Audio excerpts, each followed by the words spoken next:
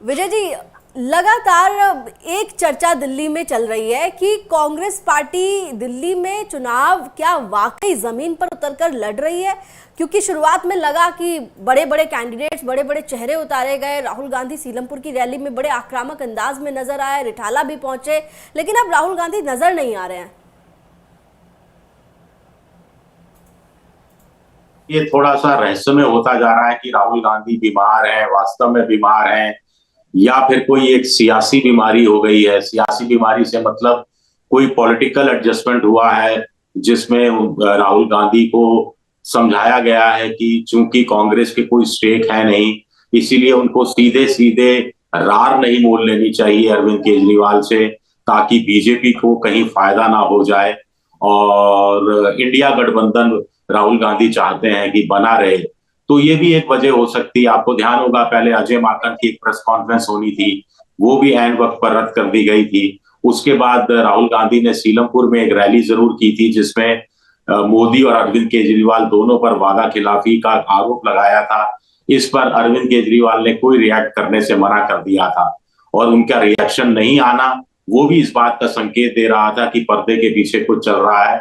बहुत संभव है कि कांग्रेस को अपनी शक्ति का अंदाजा लग गया हो, या फिर ममता बनर्जी, अखिलेश यादव, स्टालिन, ये सब के सब अरविंद केजरीवाल के पक्ष में खुलकर आए थे, और इन सब के सब ने माना जाता है कि कांग्रेस तक भी ये बात पहुंचाई थी कि कांग्रेस को बहुत आक्रामक अंदाज में चुनाव नहीं लड़ना चाहिए।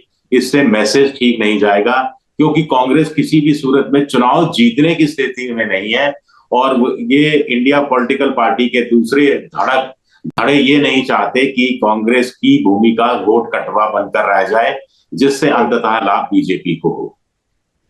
बिल्कुल। और एक तरह से ये चर्चा थी कि अगर कांग्रेस पार्टी मजबूत होती हुई दिखाई देगी दिल्ली में, तो उसका फायदा बीजेपी को हो जाएगा, आम आदमी पार्टी को नुकसान होगा। यानी कि जो इंडिया गठबंधन के दोनों दल हैं, बीजेपी और कांग्रेस पार्टी और आम आदमी पार्टी, इन दोनों को फायदा नहीं होगा, बल्कि बीजेपी को फायदा हो जाएगा। लेकिन ये भी लगातार एक बात घूम कर आई कि देखिए, ये समझाया गया है दिल्ली कांग्रेस के नेताओं की ओर से, पंजाब कांग्रेस के नेताओं की ओर से, कि देखिए हमारा असली दुश्मन जो है वो अरविंद केजरीवाल है, क्योंकि अरविंद केजरीवाल ने कांग्रेस की जमीन खींची है दिल्ली पंजाब में।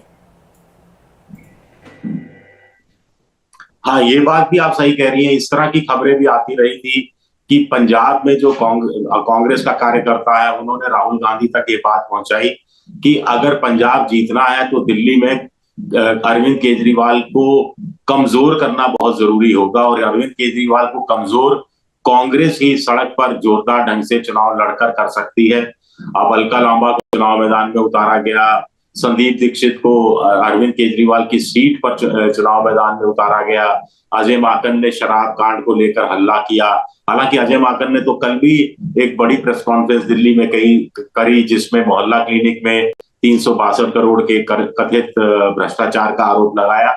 लेकिन मोटे तौर पर ऐसा लग रहा है कि राहुल गांधी शायद खुद को थोड़ा अलग कर लेंगे, क्योंकि पहले भारत जोड़ो यात्रा की तर्ज पर दिल्ली जोड़ो यात्रा भी निकाले जाने की बात थी। वो भी वो सिलसिला शुरू होगा, अभी पता नहीं। जहां तक अनुराधा जी आप जो बात कर रही थी वोट परसेंटेज की, तो कांग्रेस अगर 4.5 की जगह पिछली बार 4.25% वोट मिला था, अगर 8-8.5% वोट लाती है, तो इससे बीजेपी को नुकसान हो सकता है कुछ सीटों पर। आम आदमी पार्टी को नुकसान तब होगा जब कांग्रेस 15-16% लाती है, और कांग्रेस जिस अंदाज में अभी चुनाव लड़ रही है उसमें वो 15-16% लाती हुई दिख नहीं रही।